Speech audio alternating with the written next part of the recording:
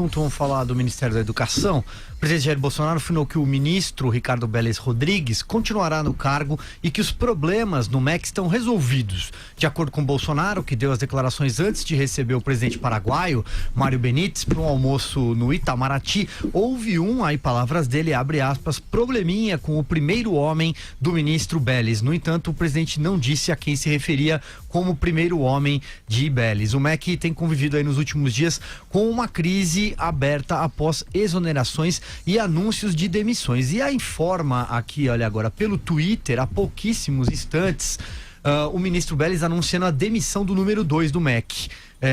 O nome dele, do secretário executivo Luiz Antônio Tosi. Portanto, mais um aí que deixa o cargo. Informação no Twitter agorinha há pouco, Vera.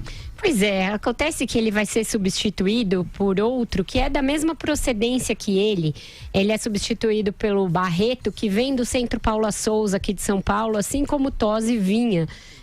E era considerado um infiltrado tucano pelo Olavo de Carvalho, que é quem opina sobre quem deve continuar e quem deve sair do MEC.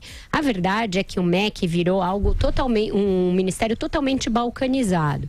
Tem ali um grupo ligado à Igreja Batista, que também reúne militares. Existe um grupo chamado técnico, entre muitíssimas aspas, que é esse pessoal vindo do Centro Paula Souza e de alguns outros centros de referência aqui de São Paulo, FATECs, etc., mas que é visto com maus olhos pelos olavistas, pelo fato de ter uma procedência tucana, e tem os olavetes, como o Olavo prefere que sejam chamados os seus pupilos, que agora estão sendo ou demitidos ou escanteados. Para permanecer no cargo totalmente desmoralizado, Vélez Rodrigues fez ali um acordo em que saem alguns dos olavistas e saem alguns dos que o Olavo queria que saíssem.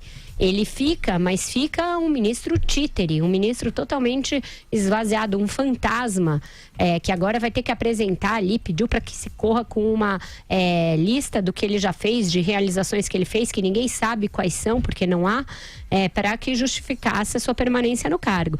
O que o Olavo de Carvalho fez com o seu próprio indicado não tem outro nome para ser chamado senão mau caratismo e canalice explícita no Twitter, usando palavrões que coloquem o Vélez que o Vélez coloque o ministério onde bem entender. Ele não falou bem entender, ele falou o lugar, enfim, coisas que estão muito longe da filosofia e parecem mesmo coisa de gente desclassificada no Twitter, boteco. Vamos ao seu comentário, Andreasa. Mais uma vez, o ministro Vélez Rodrigues dá prova da sua inexistência política. Não existe. Faz-se com esse senhor o que se quer.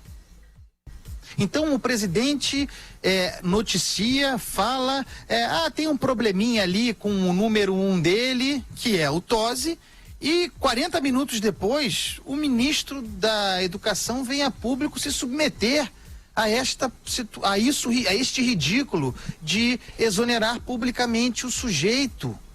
Quer dizer, é um ministro que não pode contar com os seus, que tem os seus, aqueles com quem ele contava, infiltrados ou não, eram pessoas da sua confiança, da mesma forma o coronel Roquette, que se impôs ali, vão sendo defenestrados através da palavra dos outros. E a isso se soma o fato de o ministério ser absolutamente inoperante. Não ter uma marca, um símbolo, uma conquista, uma ideia. Qual é a ideia do Ministério da Educação do Vélez Rodrigues? O que nós conhecemos até agora, a não ser aquela carta ridícula do hino gravado das crianças. Qual é a ideia desse ministério? Qual é o conceito? Um ministério que não existe, o ministério mais importante não existe, é alvo de picuinha, de disputa de poder, que não é político, é ideológico. Como um intelectual como o Ricardo Vélez Rodrigues, que tem uma obra interessante, um liberal de verdade, como este senhor se submete a isso? Qual é a vantagem de ser um ministro dessa forma, um espantalho? Estão humilhando o sujeito diariamente e ele continua lá? Não dá para entender. Joel Pinheiro, vamos arrematar o bloco. Vélez Rodrigues foi indicado ao cargo pelo Olavo de Carvalho. Mostrou também a grande influência que o Olavo de Carvalho tem no governo. Conseguiu emplacar aí 2 ministros por indicação sua.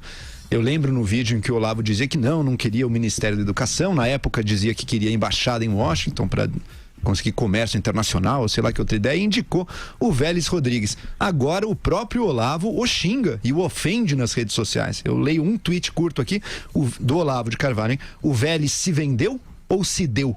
Não tenho a menor ideia. Você está ofendendo assim abertamente, debochando dele. Quem era o apoio do Vélez lá dentro já está contra ele agora, que eram os olavistas. Ele loteou seu ministério de olavistas, deixou-se manipular por outros e acabou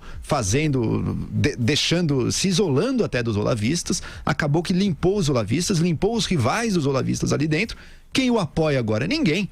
Tá todo mundo contra ele, porque por um lado, além dele ser, isso que a gente sempre soube, um ministro totalmente desqualificado pro cargo. E olha, aí eu não tô falando nada sobre a carreira de intelectual dele. Pode ser que como intelectual tenha méritos, mas para o Ministério da Educação, alguém que entenda de educação brasileira, que entenda os desafios do sistema educacional brasileiro, público e privado, certamente o Ricardo Vélez Rodrigues é desqualificado. Além disso, mostrou-se também fraco, mostrou-se alguém facilmente manipulável. Fica ali por quê? Porque ele se segura no cargo como pode. Provavelmente o presidente Jair Bolsonaro não quer a humilhação de mais um ministro caindo fora aí nos primeiros meses, mas esse ministério está inútil. Não é o Ministério da Pesca, é o Ministério da Educação, era para ser importante, é um tapa na cara do Brasil. É ridículo a gente estar com essa situação. E por fim, tudo que o Olavo de Carvalho toca, tudo tem intriga, tem briga, tem xingamento, tem ressentimentos e tem ódios. Tudo afunda, nada vai pra frente. Que fique mais essa ilustração de muitas e muitas outras.